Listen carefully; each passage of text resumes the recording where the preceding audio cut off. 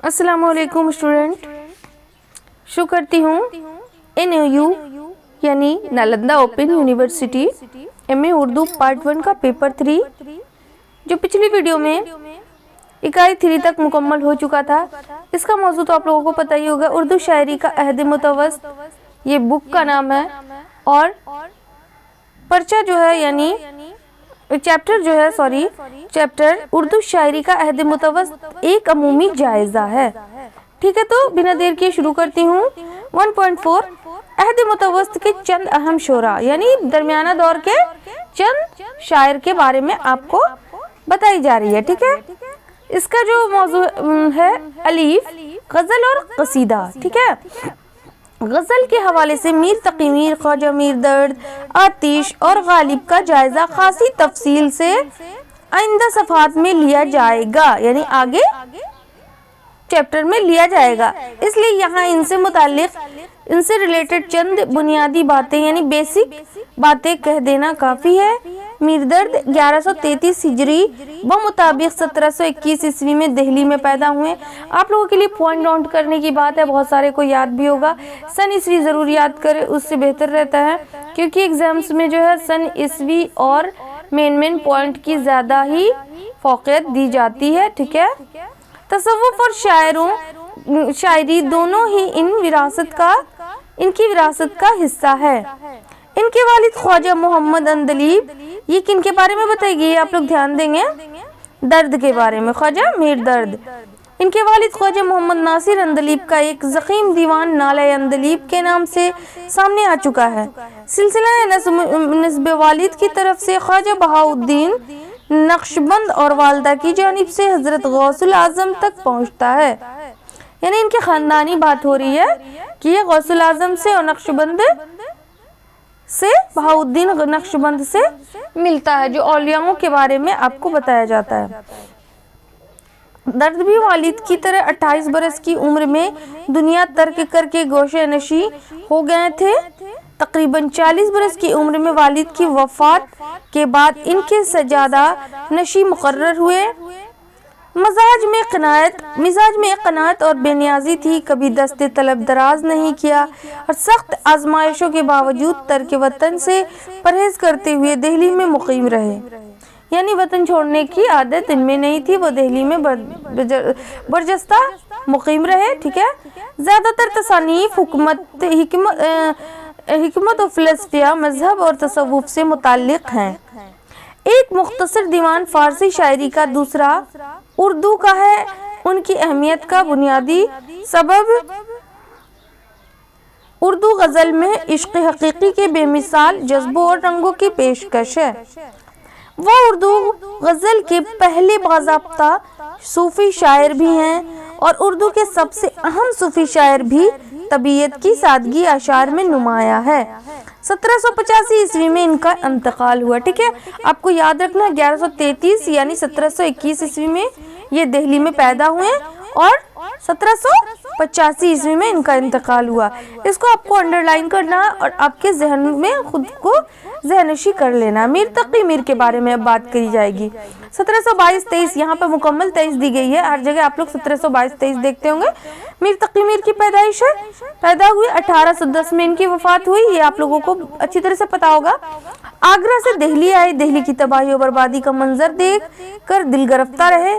यानी दिल्ली की तबाही और बर्बादी से वो बहुत ज़्यादा दिल गिरफ्तार है, यानी बहुत ज़्यादा हर्ट हुए थे वो, उनको बहुत ज़्यादा गम हुआ था। और इनकी ज़ाती भी बहुत सारी ऐसी बात है, उन्होंने मोहब्बत भी की थी जिसमें भी उन्होंने मतलब कामयाबी नहीं मिली। तो ये जो है बिल्कुल ही क्या बोलते हैं ना, इनके गज़ल को, शेर को पढ़ करके आप लोग अच्छी तरह से इनके हालात ज़िंदगी से वाक़फ़ियत हासिल कर सकते हैं। ठीक है, दिल्ली की ज़बान के सबब लखनऊ का रुख किया और वो वहीं पेवंदे खाक हुए। यानी लखनऊ में जो वो मुकीम हुए तो वहीं उनका आखिरी रसूम भी वहीं अदा हुई। ठीक है, गज़ल गोई के बादशाह तस्लीम किए जाते हैं। कलाम में सोज़ो गदाज और गम अलम की, गम जाना और गम दौरा के नाम से भी ये जाने जाते हैं। ठीक है, की फरमानी है। कहा जाता है कि इनकी गज़लों में गमे दौरा, आप बीती और जग बीती की सरहदें मिल गई हैं। मैंने ऊपर में ऐसे ही अंदाज से बता रही थी تو آپ لوگ کو اور بھی ان کے بارے میں جانکاری حاصل ہوگی. اور سب سے بڑی بات ہے کہ یہ خوددار بہت تھے, بہت ہی زیادہ. اسلوب سادہ اور رواں ہے. انہوں نے مثنویاں بھی لکھی ہیں جن کا اپنا انداز ہے. میر کی تنک مزاجی مشہور ہے. ٹھیک ہے, اب ان کے تنک مزاجی کا یہ حال دیکھیے آگے. سودا غزل گو بھی ہیں اور قصیدہ گو. اب ان سودا کے بارے میں بات ہو رہی ہے, لیکن ہاں میں بتاتی ہوں میر تقی میر کے بارے میں کہ وہ اتنے زیادہ خوددار تھے, اتنے زیادہ غم زدہ تھے. ان کو اپنوں سے درد جو ملا تھا وہ ان کی شاعری میں براہ راست پورا واضح ہوتا ہے. جیسے کہ وہ ایک قطع جو ہے کہ ابو دباش پوچھو پورب کے ساکنوں, ہم کو غریب جان کے ہنس ہنس پکار کے. دلی میں جو ایک شہر تھا علم میں انتخاب, وہ رہنے والے تھے منتخب روزگار کے. ان کو فلک نے لوٹ کے برباد کر دیا, ہم رہنے والے ہیں اسی اجڑے دیار کے.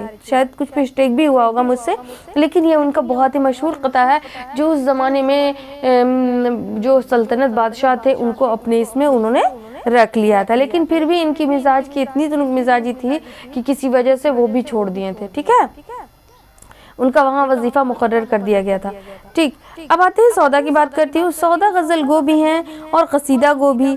1712 عیسوی میں دہلی میں یہ پیدا ہوئے اور 1781 عیسوی میں فیض آباد میں انتقال ہوا. انہوں نے قصیدہ گوئی کا بے مثال نمونہ چھوڑا ہے. مزاج میں شگفتگی اور قدرے ظرافت تھی جو آخری عمر تک قائم رہی. انہوں نے ہجوم کا بھی ایک بڑا سرمایہ اردو شاعری کو دیا ہے.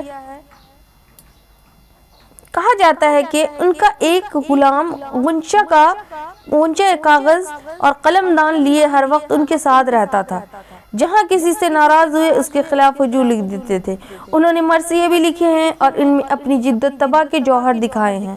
غزلوں کے سلسلے میں ان کا یہ دعویٰ مشہور رہا ہے کہ جو یہ کہتے ہیں کہ سودا کا قصیدہ ہے خوب, ان کی خدمت میں لیے میں یہ غزل جاؤں گا. یعنی قصیدہ کی بات کی جاتی ہے تو انہوں نے غزل بھی لکھی ہے. یعنی اپنی خوبیاں ہر طرح سے وہ واضح کیا, اور مزاج بھی ان کی بہت ہی اچھی تھی. شگفتہ مزاج کے وہ مالک تھے. بہرحال وہ ایک ایسا سرسبز شاداب شعری سرمایہ اردو زبان کو دے گئے ہیں جو صدیوں تک فرحت و مسرت کا سامان بنا رہے گا. آتش دبستان لکھنؤ سے تعلق رکھتے ہیں. 1778 عیسوی کے قریب فیض آباد میں پیدا ہوئے اور 1847 عیسوی میں وفات پائی.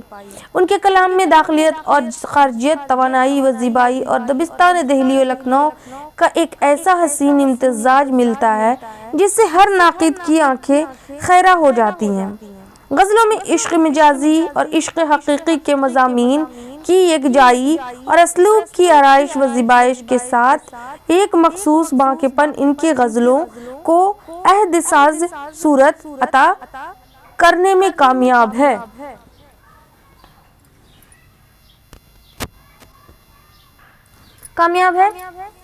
انہیں دبستان لکھنؤ کا نمائندہ غزل گو تسلیم کیا جاتا ہے. کیا کیا جاتا ہے؟ دبستان لکھنؤ کا نمائندہ غزل گو کنہیں کہا جاتا ہے؟ خواجہ حیدر علی آتش کو. اب آتی ہوں غالب پر. 1796 یہاں پہ لکھا ہوا 97 بھی بتایا جاتا ہے. 1797 عیسوی کو ان کی پیدائش ہوئی اور 1869 میں یہ ان کی وفات ہو جاتی ہے. ٹھیک ہے, ایک عبوری عہد کے شاعر ہیں اور ان کی غزل گوئی کا امتیاز یہ ہے کہ انہوں نے اپنے عہد اور معاشرے کے بدلتے ہوئے تیوروں کی بھرپور عکاسی کی ہے. کہا جاتا ہے کہ اردو غزل کو حکایت بیار گفتن کی جگہ حکایت زندگی بنانے کا فرض پہلی بار غالب نے انجام دیا ہے. غالب نے مرثیہ عارف لکھ کر اپنی جدت طبع کا ثبوت دیا ہے. گرچہ انہوں نے قصیدے بھی کہے ہیں مگر اردو غزل کے حوالے سے وہ آج بھی اردو کے سب سے اہم شاعر تسلیم کیے جاتے ہیں. اردو کے سب سے اہم شاعر آپ لوگوں کو پتہ ہی ہوگا, ہر بات پہ بات آتی ہے تو غالب کی ہی آتی ہے. ہزاروں خواہشیں ایسی کہ ہر خواہش پہ دم نکلے, بہت نکلے میرے ارمان لیکن پھر بھی کم نکلے. محبت میں نہیں کچھ فرق جینے اور مرنے کا, اسی کو دیکھ کر جیتے ہیں جس کافر پہ دم نکلے. تو اس طرح کے اشعار ان کے ہیں. یعنی ہر بات پہ وہ شاعری بہترین کرتے ہیں اور بہت ہی اچھے شاعر مانے جاتے ہیں. انہوں نے مکتوب نگاری بھی کی ہے. اب دیکھیے با میں آتا مثنوی اور مرثیہ، وہاں پہ بات ہوئی تھی قصیدہ، غزل وغیرہ. اب یہاں مثنوی اور مرثیہ پر اسپیشلی ذہن لگانا ہے. صنف مثنوی اور مرثیہ گوئی کے حوالے سے بالا ترتیب میر حسن اور میر انیس کا تذکرہ تفصیل سے آئندہ صفحات میں کیا جائے گا. یہاں بس اتنا اشارہ کر دینا کافی ہے کہ میر حسن 1737 عیسوی میں تا 1786 عیسوی اور میر انیس 1774 عیسوی تا 1801 عیسوی کے درمیان گرچہ زمانی فاصلہ کافی ہے، مگر دونوں نے ہی اپنے اپنے میدان میں کامیابی و کامرانی کا وہ معیار قائم کیا ہے جس کی آنے والے زمانوں میں مثال نہیں ملتی. مطلب اتنا زیادہ اچھے سے ان کے نام اور ان کی شاعری کا بات ہے کہ ابھی تک وہ پرانا نہیں ہو سکتا. قدیم دور کے بہت سارے شعر و شاعری یا پھر آپ کے پاس نثر نظم ملتے ہیں تو آپ لوگ کو سمجھنے اور پرکھنے میں بہت ہی دقت ہوتی ہے، لیکن یہ عہد متوسط کے جو شاعر ہیں آپ لوگوں کے لیے ہمارے لیے ایک چھاپ چھوڑ گئے ہیں، ہے نا،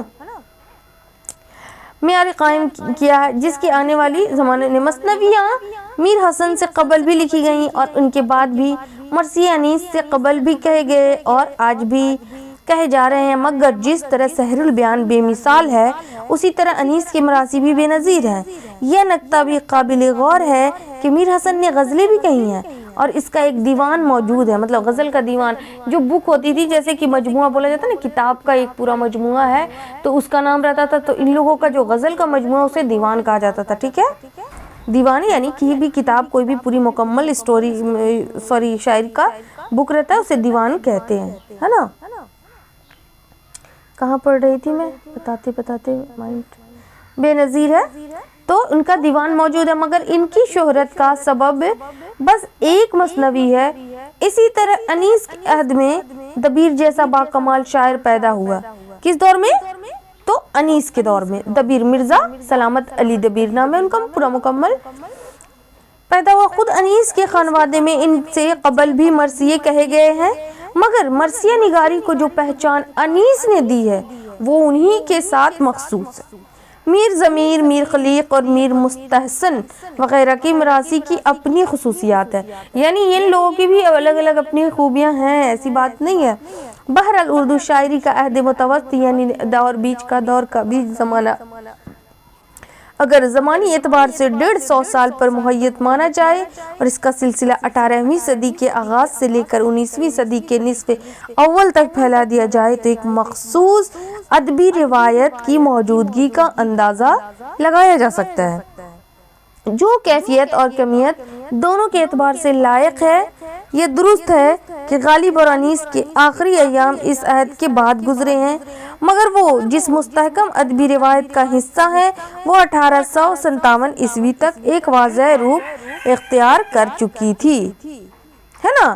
1857 تک ایک واضح روپ یعنی ظاہر طور پر سامنے آ چکی تھی. ٹھیک ہے، ظاہر ہے کہ اس عہد میں میر سودا، درد، میر حسن، آتش، غالب اور انیس یا نظیر کے علاوہ کچھ دوسرے نام بھی ہیں جن کی ادبی انفرادیت اور اہمیت ہے آج بھی برقرار ہے. ایسے شاعروں میں آتے ہیں کون کون، دیکھیے گا یہاں پر انڈر لائن کیجئے.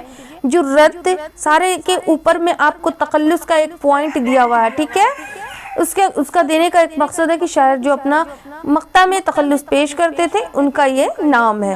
تو جرت ہے، انشاء ہے، مصحفی ہے، راسخ ہے، ذوق ہے، مومن ہے، ظفر ہے. تو یہ سارے جو ہیں شاعر ہیں کا تذکرہ ناگزیر ہے. ناسخ اور شیخ ناسخ بھی ہیں. مصنف گلزار نسیم پنڈت دیا شنکر نسیم کو بھی اس فہرست میں شامل کیا جا سکتا ہے. اب دیکھیے بات کرتی ہوں راسخ. راسخ کو ان تمام شاعروں میں کئی اعتبار سے انفرادیت حاصل ہے. ایک تو یہ کہ ان کا دائرہ کار شاعری کے عام مراکز یعنی دبستان دہلی اور لکھنؤ سے الگ عظیم آباد اسکول ہے. وہ 1758 عیسوی میں پیدا ہوئے اور 1823 عیسوی میں وفات پائے. کون؟ تو راسخ عظیم آبادی کے بارے میں بات ہو رہی ہے. راسخ جو ہے عظیم آباد پٹنہ पटना में पैदा हुए होंगे, है ना। अजीम आबाद दबिस्तान दिल्ली और लखनऊ से अलग अजीम आबाद स्कूल है ना। तो ये बात आप समझ गए होंगे, पटना में है जो बिहार में हमारे एरिया में ये शामिल है, ठीक है। 1823 ईस्वी में वफात पाए बाज़ रिवायतों की बुनियाद पर कहा जा सकता है कि उन्होंने मीर से इस्लाह ली थी। उन्होंने मुख्तलिफ इसनाफ सुखन में तबाह आजमाई की है, मगर गज़ल और मसनवी इनका ख़ास मैदान है जिसमें इनकी काविशें काबिल कदर हैं। सौदा और मीर की तरह उन्होंने भी मसनवी को रिवायती इश्किया फ़ज़ा से निकाल कर अपने मुआशरे की ज़बोहाली का आईनादार बनाया है। इंशाअल्लाह खां इंशा, ये भी एक शायर है। 1752 ईस्वी ता 1817 ईस्वी इनकी पैदाइश से वफात तक का यह सफ़र होगा। क़वायद लिसानियात पर लिखी गई किताब दरियाए लताफ़त के सबब भी मशहूर है, मगर इंशा का अपना रंग सुखन जो करचा पसंदीदा नहीं है, फिर भी बाज़ उम्दा गज़लों की तख्लीक़ का सबब है। जुर्रत भी इसी शौक़ी बज़ला और अब्तज़ाल के सबब बदनाम है जो इंशा का हिस्सा थी, मगर इनका इम्तियाज़ यह है कि उन्होंने गज़ल के अलावा रुबाई, मुखम्मस, वासूक़ और हजू भी कहा है। किसने कहा है? तो ये जुर्रत के बारे में बताई गई है, ठीक है। ज़ौक़ देखिए, ज़ौक़ 1789 ईस्वी ता 1854 ईस्वी और मोमीन 1800 ता 1852 ईस्वी अपनी गज़ल गोई के सबब मशहूर हैं, मगर ज़ौक़ ने कसीदे भी लिखे हैं और सौदा की हमसरी का दावा किया है, जबकि मोमीन ने मसनवियाँ कही हैं। मोमीन ने क्या कहा है? मसनवियाँ कही हैं, यानी गज़ल के अलावा उन्होंने मसनवी लिखा है, कही है, और इनमें ज़िंदगी की तल्ख़ हकीकतों को पेश किया है। शाह नसीर को वैसे तो ज़ौक़, मोमीन और ज़फ़र की इस उस्तादी का शर्फ भी हासिल है। किसको? शाह नसीर को। किनकी उस्तादी हासिल है? तो ज़ौक़ की, मोमिन की और ज़फ़र की, ये सारे उस्ताद थे। किनके? तो नसीर के, ठीक है, का शर्फ भी हासिल है, और खुद उनकी गज़लें भी एक ख़ास मिजाज के सबब अपनी शनाख्त रखती है। शनाख्त मतलब पहचान होता है, अपनी पहचान बनाती है। मगर इनका असल कारनामा यह है कि उन्होंने उर्दू ज़बान और शायरी के लिए हैदराबाद के कई सफ़र किए। कहाँ के सफ़र किए? तो हैदराबाद के, और दक्कन के मुख्तलिफ इलाकों में उर्दू शायरी को फिर से जिंदा किया, दक्कन में, ठीक है। गुलजार नसीम के हवाले से पंडित दयाशंकर नसीम का तज़किरा इसलिए ज़रूरी है कि मसनवी निगारी की रवायती अंदाज का इन पर ख़ात्मा हो गया, और यह बात हैरत अंगेज़ है कि इनका रंग मीर हसन से अलग है। किनका रंग मीर हसन से अलग है? तो गुलजार नसीम के, जो दयाशंकर नसीम की, ठीक है, तो अलग है, मीर हसन से अलग है। फिर भी दोनों ही रंगों को मकबूलियत हासिल हुई, यानी दोनों का लिखने का और बोलने का अलग था शायर व शायरी में, लेकिन दोनों अपनी अपनी जगह शोहरत मिली, दोनों मकबूल हुए। तज़किरा निगारी के हवाले से मशहूर जोशिश अजीम आबादी, ये भी अजीम आबाद है, जो जिस शायर या इसके नाम में अजीमाबादी लिखा हो वो बिहार के अजीमाबाद से मुंसलिक हैं, ठीक है। 1741 ईस्वी ता 1801 ईस्वी खुद भी एक कादिरुल कलाम शायर थे। यहाँ इंशा व मुसाफी की इस मार्का आराई का तज़किरा ज़रूरी है, जिसके सबब उरूज़ व बलागत और ज़बान व बयान के कितने ही नए पहलू उर्दू ज़बान की तवानाई में इजाफ़ा करते रहे। यह मार्का आराई सिर्फ इंशा और मुसाफी तक महदूद न थी। दूसरे शोरा जिनमें नासिक और शाह नसीर, यहाँ तक के आतिश भी शरीक हैं। कौन शरीक है? नासिक और शाह नसीर के अलावा आतिश भी उसमें शामिल है, इसका हिस्सा बने हैं। गलतियां तलाश करते थे, फिर इन गलतियों की निशानदही के बाद एतराज़ व दर एतराज़ का सिलसिला शुरू हो जाता था। यानी शेर व शायरी करी जाती है तो वो ऐसे नहीं होता है कि मैंने शायरी कर दिया वो छप गया, जब तक उसको इस्लाह ना करें तब तक वो मुकम्मल नहीं है। तो इस्लाह मैं किससे कराऊंगी? मुझे किसी भी सीनियर शायर से ही इस्लाह होनी चाहिए ना, जो पूरी तरह से पहुंच वाले हों, जिनकी पकड़ मजबूत हो। ओके, दो शोरा में न थे हिस्सा बने, गलतियां तलाश करते थे, फिर इन गलतियों की निशानदही के बाद एतराज़ व दर एतराज़ शुरू हो जाता। इन मार्का आराइयों की सबब वक्ती तौर पर शेर व अदब की दुनिया में भले ही कुछ गर्दाड़ी हो और तलखियाँ पैदा हुई हो, मगर मुस्तकबिल में इस तरह अदबी नोक झोंक के गहरे असरात मुरत्तिब हुए, यानी फ्यूचर में अदबी नोकझोंक हुई। अब जाहिर है कि मैं अगर गलत पढ़ती हूँ तो आप उस पर नुक्ताचीनी करें, यही मेरा अदब को निखारने का एक मतलब एक अहम किरदार होता है। अदब को जो है गलत को मतलब उस पर उंगली उठाना हर हाल में सही है। जो बहुत सारे लोग नक्काद हैं वो भी उंगली उठाते थे, रिसर्च करते थे, और हमारी शायरी में भी आवाज़ें उठानी ज़रूरी है। बिना तनकीद के अदब मुकम्मल नहीं है। समझ रहे हैं आप लोग? अदब में तनकीद करना, नुक्ताचीनी करना हर हाल में ज़रूरी है, ना कि मैं गलत भी पढ़ा दूं और आप उसको एक्सेप्ट कर लो कि हाँ ये सही है। नहीं, बिल्कुल भी नहीं, आपको उस पर आवाज़ें उठानी है, हाँ बशर्ते कि एक दायरे में। ओके,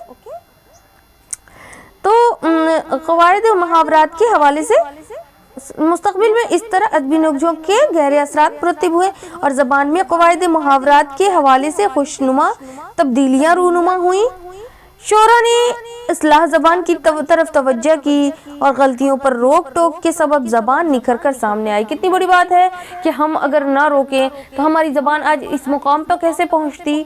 अगर हम गलत की तालीम देंगे तो हम गलत होते चले जाएंगे, बैक होते चले जाएंगे, पीछे होते चले जाएंगे। और अगर हम उस पर रिसर्च करके उसकी अच्छाई ढूंढेंगे, अच्छा बनाएंगे तो हम आगे बढ़ेंगे और अच्छा होगा, हमारा निखरेगा, ज़बान हो या किसी भी फ़न में हो। ठीक है, जाहिर है कि इन चंद शायरों के तज़किरे से उर्दू शायरी के अहद मुतवस्सित की दास्तान मुकम्मल नहीं हो सकती।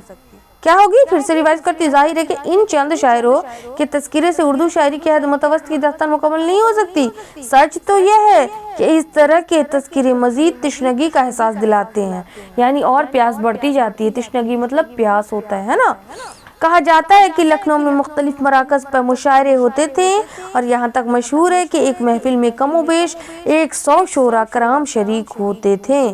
लखनऊ, दिल्ली, अजीमाबाद, मुर्शिदाबाद, रामपुर वगैरह के अलावा दक्कन में शायरों की एक बहुत बड़ी तादाद मुख्तलिफ इसनाफ़ सुखन के गेसुए संवारने में, गेसू मने होता है ना, आप समझ रहे होंगे गेसू किसको बोलते हैं, जुल्फ, गेसू है ना, उनको संवारने में मशगूल थी।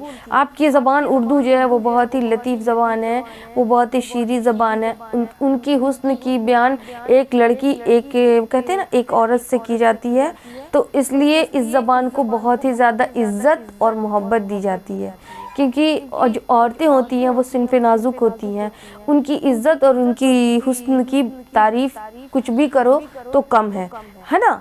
तो इसीलिए उस ज़बान को, उर्दू ज़बान को बहुत ही इज़्ज़त की निगाह से, बहुत ही मतलब मुअज़्ज़ज़ निगाह से देखा जाता है। ठीक है, तो देखिएगा, और इनमें से अक्सर के अहवाल व आसार पर इलाहदा किताबें भी मंजर आम पे आ चुकी हैं। मजमूई तौर पर बस इतना कहा जा सकता है कि यही वो शोरा हैं जिन्होंने शेरी रवायतों को इस्तेहकाम बख्शा है।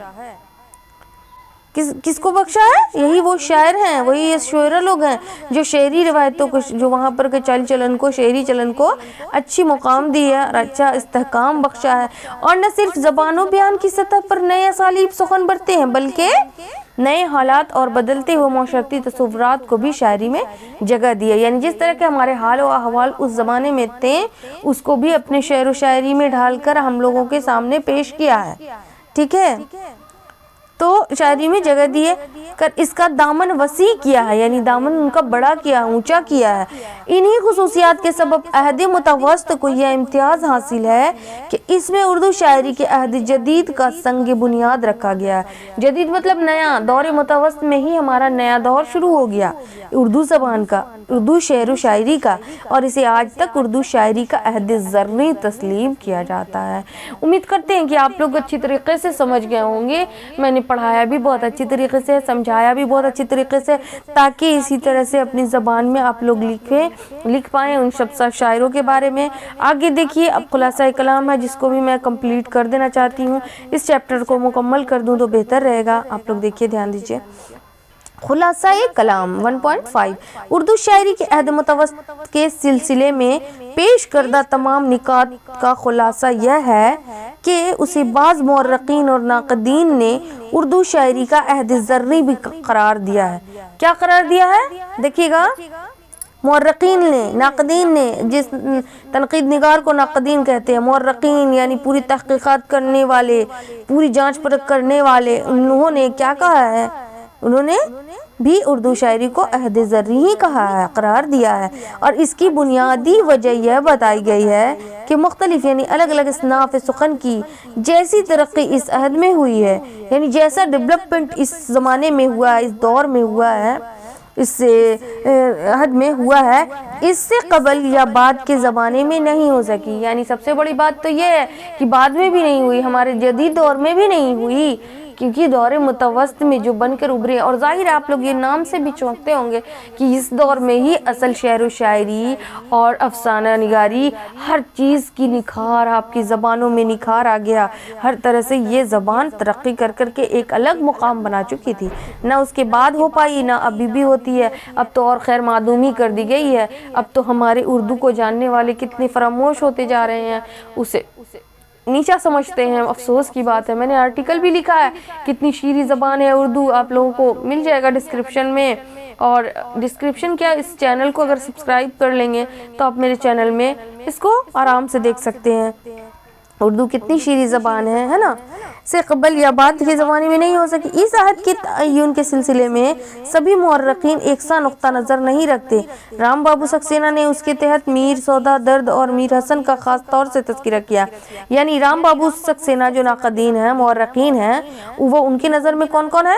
تو میر سودا درد یعنی میر تقی میر، مرزا رفیع سودا اور خواجہ میر درد اور میر حسن، ان سب کو ٹارگٹ کیا ہے، یعنی ان کی نظر میں یہی سب فیمس ہیں، ان کا خاص طور سے تذکرہ کیا ہے، اور دبستان لکھنؤ کے اکثر شعراء کے لیے، جن میں انیس و دبیر بھی شامل ہیں، ایک الگ باب مخصوص کیا ہے۔ اس کے علاوہ میر انیس اور میر دبیر یعنی مرثیہ کے اس میں ان کو دونوں کو چوز کیا ہے، الگ باب مخصوص کیا ہے۔ دہلی کے بعض شعراء مثلا شاہ نصیر دہلوی کو الگ باب میں نذیر اکبر آبادی کے ساتھ رکھا گیا ہے، جبکہ طبقہ متوسطین کا ایک اور باب قائم کر کے غالب، ذوق، شفتہ، تسکین اور نسیم وغیرہ کا مطالعہ کیا گیا ہے۔ یعنی ان سب کے بارے میں اچھی طرح سے پڑھ کر ان کی پوری جانکاری حاصل کی ہے، ریسرچ کیا ہے۔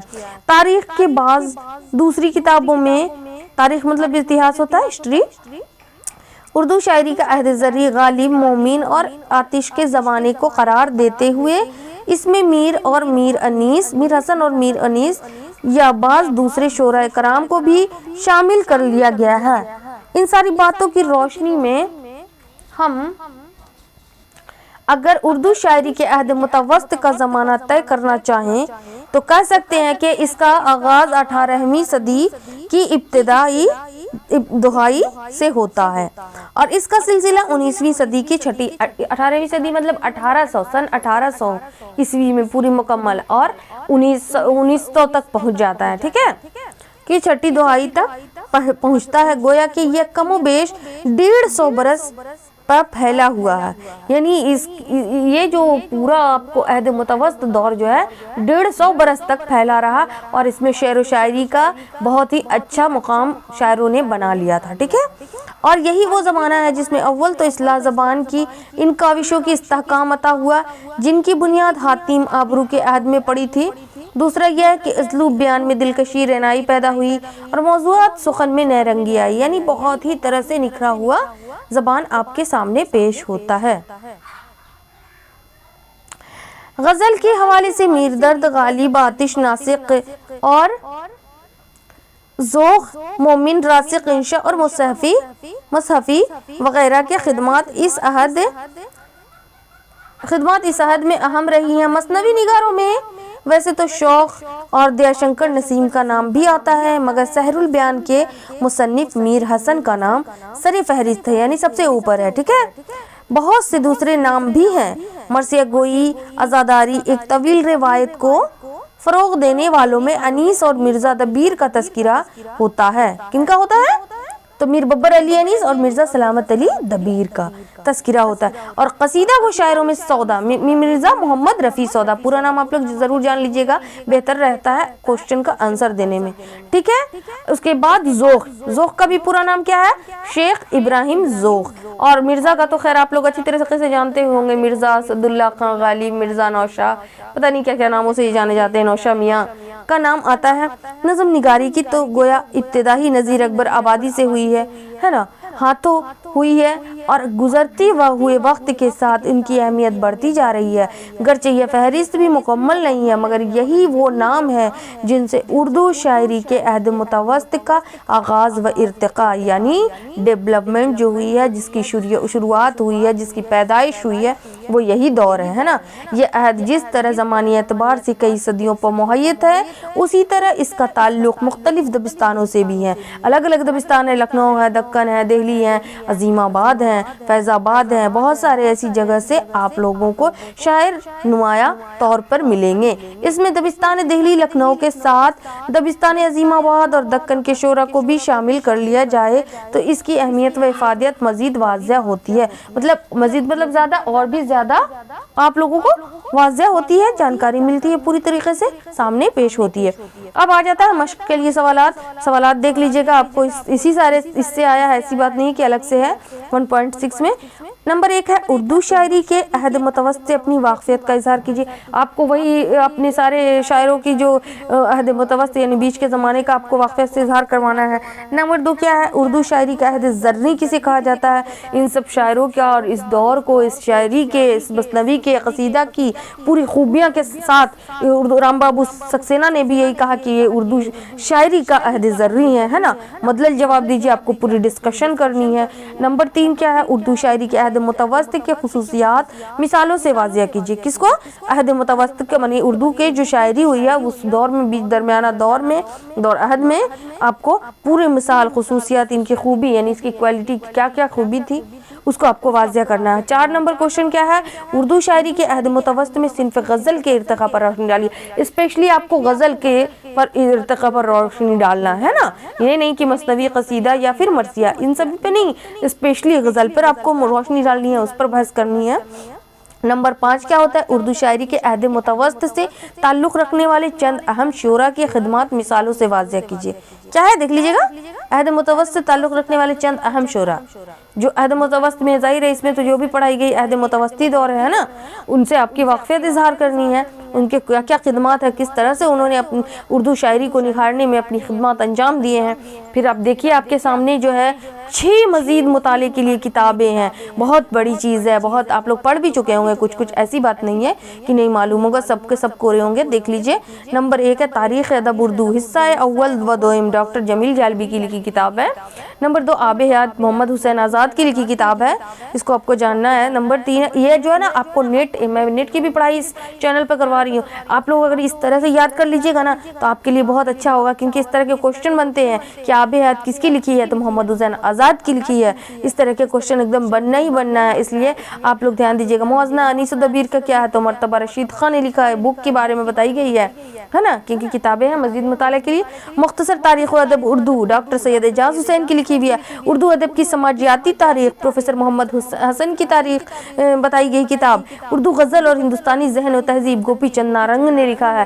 دیکھیے یہاں پر مسلم اور غیر مسلم سے کوئی فرق نہیں پڑتا ہے, بہت بڑے بڑے ریسرچر جو ہیں وہ ہمارے غیر مسلم میں بھی شامل تھے, اردو سے لگاؤ اور محبت کرنے والے. اور بہت بڑے یہ جتنے سارے جو ریسرچر تھے نا, ناقدین لوگ, وہ یہاں سے نہیں بلکہ باہر کنٹری سے, انگلینڈ سے, جرمن سے, جاپان سے, امریکہ سے پڑھ کر کے نکلے ہیں.